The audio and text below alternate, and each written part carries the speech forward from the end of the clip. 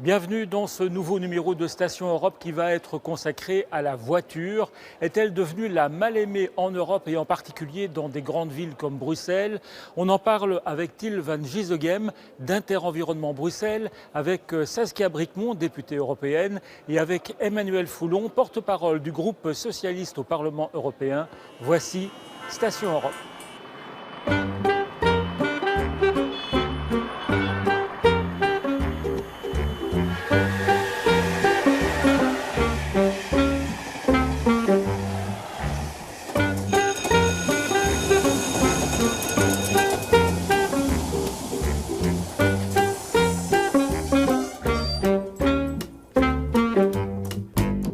On se retrouve sur le plateau du Parlement européen à Bruxelles. Et pour commencer, je vous présente Til van Gisegem. Merci d'être avec nous. Vous êtes chargé de mission à Inter-Environnement Bruxelles, grand spécialiste des questions de mobilité et peut-être un petit peu militant anti-voiture.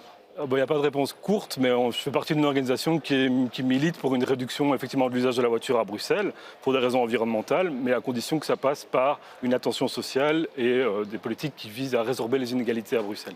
Et avec nous également Emmanuel Foulon, vous êtes porte-parole du groupe socialiste ici au Parlement européen, aussi chroniqueur sur le plateau de plusieurs émissions européennes, notamment sur France Télévisions, et puis joggeur bruxellois. Est-ce que c'est vrai que la voiture commence à devenir un petit peu la mal-aimée des politiques européennes ? Alors des politiques européennes, je ne sais pas, mais je pense qu'il y a une vraie remise en question. On a pris une décision ici au Parlement européen d'arrêter la vente des voitures, d'arrêter les ventes des voitures diesel et essence d'ici 2035. Donc pas d'inquiétude, ça veut dire que si vous avez une voiture essence ou diesel, vous pouvez continuer à rouler avec, vous pouvez même l'acheter d'occasion. C'est juste qu'une nouvelle voiture, pour en avoir une en 2035, elle sera d'office électrique. Maintenant, il ne faut pas occulter la réalité. Et je pense effectivement, il y a la guerre en Ukraine. Il y a une crise environnementale, il y a une crise sanitaire, il y a une crise alimentaire, il y a une crise énergétique. Mais il ne faut surtout pas omettre justement cette crise environnementale.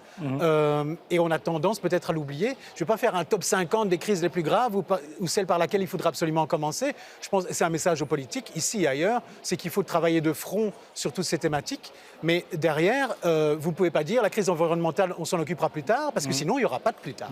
Mais on restreint, on le voit bien, l'accès de la voiture aux grandes villes un peu partout en Europe, à Paris, à Bruxelles aussi, avec le plan Good Move. Ce plan Stop ou encore ? Je pense que la situation, la mobilité de manière générale, ça doit être une vision qui doit être une vision globale.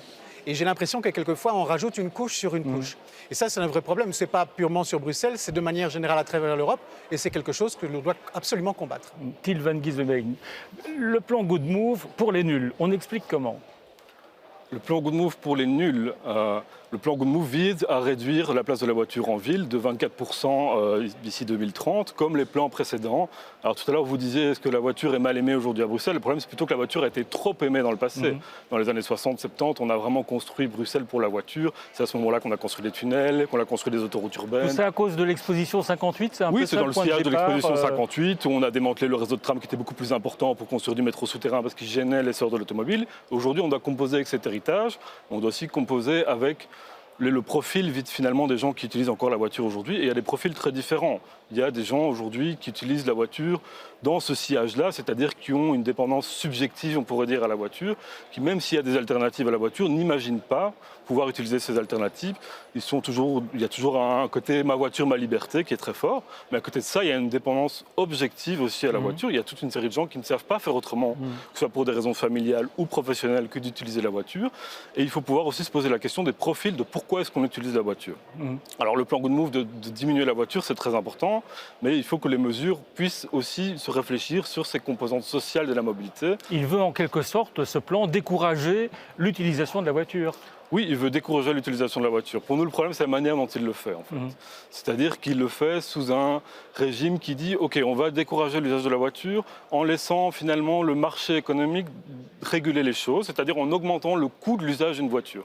C'est dans le plan Good Move, mais dans d'autres mesures à Bruxelles, que ce soit par exemple la zone de basse émission. Si vous avez les moyens de changer de voiture régulièrement ou une voiture de société aux normes, vous n'allez pas payer grand-chose. Par contre, si vous avez une vieille voiture qui roule très peu mais qui est polluante, vous ne pourrez plus rouler, vous allez devoir payer. une tarification kilométrique qui est en discussion, c'est pareil. Si vous avez une voiture électrique, vous serez exempté d'un montant de tarif de base. Par contre, si vous avez d'autres voitures, vous allez devoir payer. La suppression de stationnement en voirie, vous allez être peu impacté si vous disposez d'un garage privatif. Pour le moment, il y a 1 million de places de stationnement à Bruxelles, je pense. Il y a beaucoup trop de places de stationnement à Bruxelles. Maintenant, il faut voir comment les réguler. Et donc, tous ces mécanismes, en fait, visent à... C'est comme avec le tabac, on augmente le coût, finalement, pour essayer de dissuader. Mais en faisant ça, en fait, on crée des inégalités sociales. Et alors, ce plan Good Move prévoit ce qu'on appelle des mailles apaisées. Qu'est-ce que c'est, les mailles apaisées, qui ne semblent pas très apaisantes? Alors, les mailles apaisées, finalement, est une des rares mesures dans le plan Good Move qui vise à dissuader le trafic de transit, non pas justement en augmentant le coût, parce que si on bloque si c'est un plan de circulation, c'est-à-dire si on bloque le passage d'une voiture, que vous ayez une grosse voiture SUV et beaucoup de moyens financiers ou peu de moyens financiers, vous allez de toute façon devoir changer vos habitudes de mobilité. Donc ce sont des zones dont la voiture est détournée en quelque sorte. Oui, ça vise à dissuader le trafic de transit en fait, dans certains quartiers, et c'est particulièrement important dans les quartiers centraux où il y a des inégalités vis-à-vis de la qualité de l'air, puisque les quartiers centraux ont vraiment une qualité de l'air due au trafic notamment automobile déplorable, ce qui n'est pas le cas dans des quartiers plutôt de deuxième couronne à Bruxelles. Et donc là, il y a un enjeu d'inégalité environnementale à résoudre. Le problème, c'est la manière dont ça s'est mis en place aussi, qui crée... Pourquoi ça crée tant de tensions dans un quartier comme Anderlecht? Alors par exemple, à Kuregem, c'est la manière de faire, je pense que en fait, ce plan a été instauré à Kuregem sans réelle concertation. Il y a eu une concertation qui a été organisée en ligne dans un quartier populaire où les gens ne font pas une concertation sur leur ordinateur. Le plan a été installé pendant l'été quand les gens n'étaient pas là, avec des blocs de béton qui ont une symbolique très forte et négative. Et on est dans un quartier où on a une pression immobilière de 3 décennies de politique d'attractivité du territoire à Bruxelles, qui ont eu pour effet d'avoir une grosse dualisation sociale et une polarisation des inégalités à Bruxelles. Et le discours qui est mis en place pour accompagner ces mailles n'est pas justement on va essayer de régler une inégalité environnementale sur la qualité de l'air, on va faire un espace public attractif. Un espace public attractif, ça veut dire aussi qu'il y a pour effet de faire augmenter les valeurs immobilières, donc de faire de la gentrification, d'être en fait contre les intérêts des gens qui habitent dans ces quartiers-là. Et donc c'est de se tirer une balle dans le pied, je pense, d'avoir fait ça comme ça. Mais ce n'est pas pour ça que la maille apaisée est un dispositif qu'il faut jeter à la poubelle, pas du tout. Mais il faut pouvoir l'accompagner et le mettre en place différemment. Emmanuel Foulon, la concertation, c'est un peu ça le nerf de la guerre. Clairement, moi j'habite le centre de Bruxelles, on ne va pas se leurrer. C'est un peu dangereux que vous me lanciez sur la question de la mobilité à Bruxelles parce que je suis assez irrité. Et irrité, c'est un mot que j'utilise assez rarement dans la vraie vie, mais ici on est sur un plateau télé, donc je fais attention. Mais ça a commencé par le plan 30 km/h, c'était un changement positif. Les gens ont râlé, mais voilà, les gens par réflexe sont toujours contre les changements. Et puis finalement, à y regarder, la moitié du temps on était en heure pleine et ça roulait à 0 km/h parce qu'il y avait des bouchons. Et le reste du temps, ça roulait à 60 km/h, ça allait trop vite. Donc finalement, on était sur une moyenne de 30 km/h. Et puis est arrivé le nouveau plan de circulation. Effectivement, moi je suis très étonné. Je peux comprendre l'idée des engorger, le centre-ville, tout ça je peux vraiment entendre. Mais le fait qu'il n'y ait pas de concertation ou peu de concertation, le fait qu'il n'y ait pas eu de communication, la moindre communication vers les riverains, qui sont impactés directement, quotidiennement, que ce soit professionnellement ou non, je trouve ça absolument inacceptable. Parce que s'il y a bien quelque chose qui est important, parce que là, on est vraiment sur une question, le paradigme, ce n'est pas un gros mot, mais dans le cas de changement de mode de vie. Si vous n'arrivez pas à faire adhérer les citoyens parce que vous leur imposez de manière très brusque de ce genre de plan, ben vous allez évidemment à votre perte. Et c'est dommageable parce que ça rend le plan absolument... Ça pourrait rendre le plan inefficace alors qu'il part d'une bonne intention. Et ça, c'est vraiment dommageable. Donc, vous devez soutenir et accompagner les citoyens dans les transformations. Ça, pour moi, c'est assez essentiel. Et là-dessus, clairement, il y a une pierre dans le jardin bruxellois. On ne vous a pas consulté, vous, Interenvironnement Bruxelles? Ça semble un peu étonnant. Sur la maille apaisée à Kuregem, je pense qu'on a été concerté, mais enfin, on nous a approchés, mais de manière vraiment très très proche de la mise en place. Je pense que la concertation, c'est très important, mais je pense que ce qui est très important, au-delà de la concertation, c'est l'angle mort du plan Good Move, qui est de réfléchir aux composantes sociales. On voit quand on touche à la mobilité, ce n'est pas juste des éléments technocratiques ou des éléments de voirie, ça touche au quotidien des gens, aux dispositions sociales, et le plan Good Move n'a pas anticipé, je pense, ça. Et le danger, du coup, c'est qu'il y ait des soulèvements contre ce plan, qui pourtant a des effets bénéfiques pour tout le monde, mais il faut pouvoir les accompagner et prendre des mesures qui anticipent aussi. Sinon, en fait, ces contestations elles vont être récupérées plutôt par cette arrière-garde, qu'on pourrait dire, de ma voiture, ma liberté, je ne veux pas changer de ce paradigme-là. Il y a toute une série de gens qui ne veulent pas changer leurs habitudes et qui ne demandent qu'à s'engouffrer, à soutenir les gens qui vont aussi contester, et à raison, je pense, la manière dont c'est fait. Alors, on a commencé à parler de la voiture électrique. On va encore en parler avec Saskia Brikmont, qui est avec nous en duplex. Saskia Brikmont, vous êtes députée européenne dans le groupe des Verts. On le sait, l'Europe a décidé de bannir la voiture thermique à partir de 2035. Est-ce que c'est vraiment réaliste? Est-ce que c'est possible? Et est-ce que vous applaudissez? C'est nécessaire d'un point de vue climatique et environnemental. On sait que les objectifs climatiques ne seront pas atteints si l'ensemble des secteurs ne contribuent pas. Or, le secteur automobile est largement responsable des émissions de CO2 et donc il y a nécessité d'adopter des mesures fortes. Après, leur application appartient aux États membres, mais il est clair que la suppression de la voiture thermique à l'horizon 2035 est une demande que l'on a soutenue au niveau du groupe des Verts. Ça veut dire qu'on va passer au tout électrique, mais par exemple la voiture à hydrogène qui est aussi écologique, est-ce qu'elle va être préservée? Eh bien, je pense que c'est un ensemble de réponses. Il n'y a pas une seule réponse à apporter à la sortie des véhicules thermiques. La première réponse est le changement modal en termes de mobilité, puisqu'on ne peut pas remplacer une voiture thermique par une voiture électrique. Ça, c'est une certitude pour des raisons environnementales très claires. La problématique de la production d'électricité reste entière, la problématique des batteries et des ressources rares qui sont nécessaires pour la construction des véhicules en est une autre. Et puis, il y a une dimension sociale évidente aussi. Les véhicules électriques aujourd'hui et d'ici quelques années ne seront pas accessibles à des prix suffisamment démocratiques que pour permettre le remplacement d'un véhicule thermique par un véhicule électrique. Et donc le tout à l'électrique n'est sans doute pas la solution. C'est une des options qui est préconisée quand il s'agit de remplacer des véhicules. Par contre, là où les États doivent mettre les moyens, les investissements nécessaires, c'est dans le rail, c'est dans l'offre de transport public, dans l'offre de voitures partagées, là où c'est possible aussi, l'offre de solutions alternatives et de renforcer la mobilité douce par des aménagements du territoire ad hoc, faire en sorte que les trottoirs soient praticables, les pistes cyclables soient sécurisées et que tous les petits déplacements puissent se faire en vélo ou en trottinette ou à pied. Je prends un chiffre interpellant. En Belgique, par exemple, 40% des déplacements de moins de 2 km se font en voiture. Et on sait que moins de 2 km, c'est facilement faisable via la mobilité douce. Et donc, c'est une nécessité. Saskia Brikmont, restez avec nous. Emmanuel Foulon, Saskia Brikmont, il faisait allusion. Le pouvoir d'achat, est-ce que l'Europe n'a pas oublié cette dimension? Parce qu'une voiture à hydrogène, par exemple, ça coûte 80 000 €. Qui peut se payer ça? Oui, c'est une très bonne question, hein. Il y avait une étude d'impact qui avait été faite et qui expliquait qu'entre 2025 et 2030, on arriverait à un coût égal financier pour acheter une voiture électrique qu'une voiture essence ou diesel. Sauf que depuis crise énergétique, guerre en Ukraine, donc maintenant je pense qu'on n'est plus du tout sur 2025, loin de là. Et puis, je reviens avec cette même histoire, mais c'est qu'il faut faire participer, il faut soutenir les citoyens européens dans ce changement de mode de vie. Vous ne pouvez pas leur dire du jour au lendemain, voilà, maintenant vous allez devoir acheter de l'électrique avec une voiture électrique qui sera 2 fois plus chère. Parce que sinon, on va se retrouver dans un genre de lutte des classes où le symbole sera la voiture et on dira aux riches, voilà, vous pouvez bouger, et aux pauvres, vous restez chez vous. Ça n'a absolument aucun sens. Donc on doit accompagner ces gens et on doit les entraîner avec nous pour partager ensemble une vision commune pour un avenir meilleur et plus environnemental.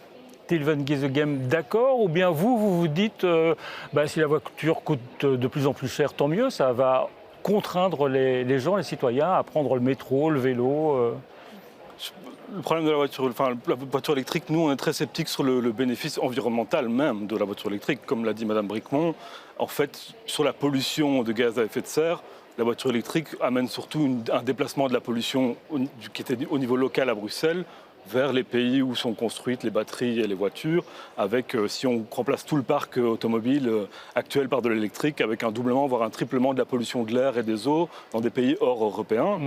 Ça, c'est une chose. Aussi, l'autre chose qu'on amène pour justifier la voiture électrique, c'est la diminution effectivement des particules fines au niveau local, donc à Bruxelles. Effectivement, puisque la voiture électrique n'aura plus de gaz d'échappement les particules fines vont disparaître à ce niveau-là. Par contre, il y a de plus en plus d'études maintenant qui sortent pour montrer que les particules fines viennent aussi des plaquettes de frein et de l'usure des pneus sur les routes. Donc on se rend compte que finalement la voiture électrique aussi sur les particules fines n'amène pas forcément quelque chose d'aussi bénéfique qu'on le croyait. Les voitures qui sont vendues maintenant, qu'elles soient électriques ou non, sont de plus en plus puissantes, de plus en plus lourdes, de plus en plus de SUV. L'électrique n'amène pas non plus une différence là. Donc je pense qu'aujourd'hui, il faut avoir une vraie... C'est pas changer de voiture qui est important, c'est changer de mobilité. La voiture a sa place à Bruxelles comme alternative de mobilité, mais ce serait effectivement, comme le disait Mme Bricmont, plus intéressant d'avoir une politique de voitures partagées et de réfléchir sur la possession automobile plutôt que de remplacer le parc qui va juste surtout avantager les constructeurs automobiles. En tout cas, il est évident qu'en 2035, on n'aura pas la même voiture électrique qui est à notre disposition aujourd'hui. Enfin, vous et moi, on a un téléphone portable, c'est génial parce que quand on l'achète, on doit le charger qu'après 3 jours. Donc, mais le problème, c'est qu'après 2 ans, en gros, il y a toujours le fil qui est dedans et on se retrouve avec un téléphone fixe à la place du téléphone portable. On ne peut pas imaginer la même chose avec la voiture. Si j'achète une voiture électrique et que je pars pour la première fois à la mer et je fais Bruxelles-Ostende, c'est génial. Et 2 ans plus tard, je ne peux pas me dire je vais à la côte et m'arrêter tous les 10 km, en commençant par Kuckelberg, puis Ast, puis toutes les étapes pour charger ma voiture. Ça, c'est une chose. Ensuite, il faut réfléchir sur la viabilité, sur l'augmentation de l'efficacité de ces fameuses batteries, sur leur recyclage et sur leur confection, évidemment.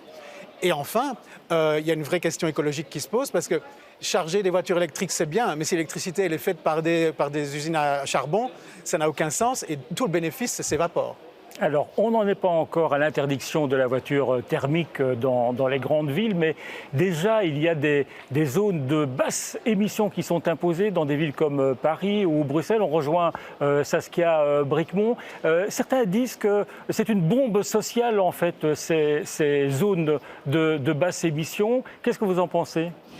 Quand on sait qu'en Europe, plus de 300 000 décès prématurés sont dus à la pollution de l'air, aux particules fines, directement liées aux véhicules thermiques, eh bien, je pense qu'il y a vraiment un besoin de changer de politique au niveau des villes. À nouveau, la solution réside dans plusieurs dispositions. La première est celle de renforcer l'offre de transport public, de renforcer la mobilité douce et des espaces sécurisés pour les vélos et les trottinettes, qui peuvent être aussi des vélos et des trottinettes à assistance électrique, et puis réduire l'usage de la voiture en ville est quelque chose d'évident. Mais là où effectivement il y a une dimension sociale importante qui doit être prise en compte par l'ensemble des acteurs qui mettent en place des plans de mobilité, des zones à basse émissions, c'est effectivement que les personnes vivant en ville et ayant d'anciens véhicules plus polluants ne soient pas celles qui sont pénalisées. Et c'est là qu'il faut aller au cœur des choses avec les habitants des quartiers pour voir quel est l'usage de la voiture, quels besoins ils en ont. Est-ce que des solutions ne seraient pas, par exemple, des voitures partagées, facilement accessibles par quartier, de réinventer en fait totalement la mobilité, de réfléchir autrement pour améliorer la qualité de l'air et donc la santé des habitants des villes, mais aussi la convivialité, les aménagements des espaces publics, puisque l'on sait que pour des raisons de santé, des raisons climatiques, il faut aussi que nos villes se verdissent, qu'il y ait plus d'espaces verts et donc de facto moins de place pour les voitures. Mais des députés Rassemblement national en France disent que ces zones de basse émission, finalement, c'est une mesure antisociale. Vous êtes d'accord avec eux ? Ce sont des mesures éminemment sociales, étant donné, je le répète, qu'il y a une dimension de santé publique derrière, des choix de réduire le nombre de voitures thermiques émettrices de particules fines extrêmement nocives pour la santé. Je parlais des 300 000 décès prématurés par an à l'échelle de l'Union européenne, mais n'oublions pas que l'asthme, les allergies, les intolérances que l'on constate de plus en plus, notamment chez les enfants, sont aussi liées à des problématiques de pollution de l'air qui sont largement dues au secteur automobile, mais pas que. Il y a d'autres secteurs qui doivent évidemment aussi contribuer. Et donc, mettre en place cette mesure est une mesure éminemment sociale et une solution pour les générations futures. Mais c'est clair que le changement ne se décrète pas et que tout changement doit être accompagné d'actions spécifiques vers les publics qui risquent effectivement temps d'en pâtir, notamment parce que tout le monde ne pourra pas se permettre d'acheter un véhicule électrique à la place d'un véhicule thermique qui ne pourra plus circuler. Et donc des solutions doivent être mises en place avec l'ensemble des publics concernés, à commencer par ceux qui vivent dans les centres-villes et qui sont impactés par les plans de mobilité notamment, et puis trouver des solutions pour les nafteurs, ceux qui viennent de l'extérieur travailler en ville, et favoriser, encourager via des incitants, via la multiplication de l'offre, de la fréquence, de la qualité aussi de l'offre, des transports en commun, des trains, des RER autour des villes, des métros et des trams quand il y en a. Je pense que la solution, la clé de la solution réside dans des investissements massifs dans les alternatives aux véhicules individuels. On interdit les voitures les plus polluantes. Il ne faudrait pas aussi interdire les gros SUV, ces grosses voitures surélevées qui émettent 20% de CO2 de plus que les voitures traditionnelles, en tout cas selon le WWF. Je pense qu'à nouveau, il s'agit d'un changement culturel qui doit s'opérer. On s'est chacun individuellement habitué à avoir notre voiture individuelle pour nos déplacements. Je le répète, de nombreux déplacements de moins de 2 km sont faits à l'aide d'un véhicule. On a perdu en fait l'habitude de se déplacer autrement qu'avec notre voiture individuelle. Je pense que ce changement culturel est possible si l'offre de transport en commun devient suffisante. Eh bien, ça signifiera aussi qu'elle sera attractive. Et faire le choix entre être dans les embouteillages pendant 3 heures plutôt que de prendre le train qui ne mettra que 1h10 pour la même distance parcourue in fine, eh bien, je pense que de plus en plus de gens seront prêts à faire le choix de la mobilité collective, et les entreprises doivent également jouer un rôle dans leur cadre de leur responsabilité sociétale, de mettre en place des plans de mobilité à l'échelle de chaque entreprise pour favoriser le covoiturage et les alternatives à la voiture individuelle. Dernière question, on observe un peu partout en Europe un mouvement de dégonflage des pneus de SUV. Vous pourriez participer à un tel mouvement ? Je pense qu'il y a d'autres solutions à mettre en place, et notamment à nouveau des propositions alternatives, mais c'est vrai que ça n'a pas de sens en soi de réduire la vitesse, de réduire l'usage de la voiture individuelle, tout en proposant des modèles toujours plus gros et donc plus polluants et aussi plus énergivores en termes de construction, puisque ces véhicules requièrent des ressources rares, et donc on l'oublie souvent, mais les ressources rares sont aussi exploitées dans des mines avec des travailleurs sous-rémunérés, avec encore beaucoup de présence de travail des enfants dans les mines également. Et donc ces dimensions-là ne doivent pas être oubliées. Derrière le SUV et ce qu'il représente, il y a des implications climatiques mais aussi sociales importantes. Et ça, je pense que ça doit effectivement être répété. Alors les actions de désobéissance civile ou les actions un peu choc comme celle-là, malheureusement, du coup, ça impacte d'autres individus. Et donc c'est un peu une problématique sans fin. Mais je pense que c'est définitivement aux politiques à amener des solutions et à ne plus autoriser certains gabarits de voitures qui ne sont pas en fait nécessaires dans l'usage que l'on en a pour des déplacements quotidiens, par exemple. Merci à vous, Saskia Brikmont. Till van Gisegem, vous seriez prêt, vous, à dégonfler des pneus de SUV ? Écoutez, à titre personnel, pourquoi pas. Moi, j'ai de la sympathie pour des actes militants qui visent à conscientiser sur des problématiques urgentes. Maintenant, j'ai plutôt envie de plaider ici pour d'autres... plutôt pour une suppression, par exemple, du système des voitures de société, qui est aussi une manière d'encourager les SUV, qui génère plus ou moins 2 milliards d'euros d'exonération fiscale par an, qui correspond plus ou moins tout à fait à l'ensemble des revenus de la billetterie des transports publics en Belgique. Donc par exemple, c'est de l'argent qu'on pourrait utiliser aujourd'hui pour rendre le transport public gratuit. Est-ce que le bruxellois est un bon élève en quelque sorte ? Je regardais dans votre dossier, la part de déplacement en voiture à Bruxelles, c'est 33% à peu près. Oui, la part modale en fait, donc le nombre de gens qui utilisent la voiture pour le déplacement, est de 33%. Et en Flandre et en Wallonie, c'est 75%. Alors donc on pourrait dire que les Bruxellois... la moitié des ménages bruxellois qui n'ont pas de voiture. Alors, peut-être en petite partie pour des raisons écologiques, mais en grande partie parce que la voiture est un coût financier certain et qu'il y a un certain nombre de ménages qui ne peuvent pas se permettre ici à Bruxelles d'avoir une voiture. Et donc, mais il y a aussi, ça veut dire qu'il y a aussi 47% de ménages bruxellois qui ont une voiture et qui l'utilisent beaucoup, notamment pour des petits trajets. Transport public, ça doit être gratuit ? Je pense que c'est une piste à explorer. C'est une piste...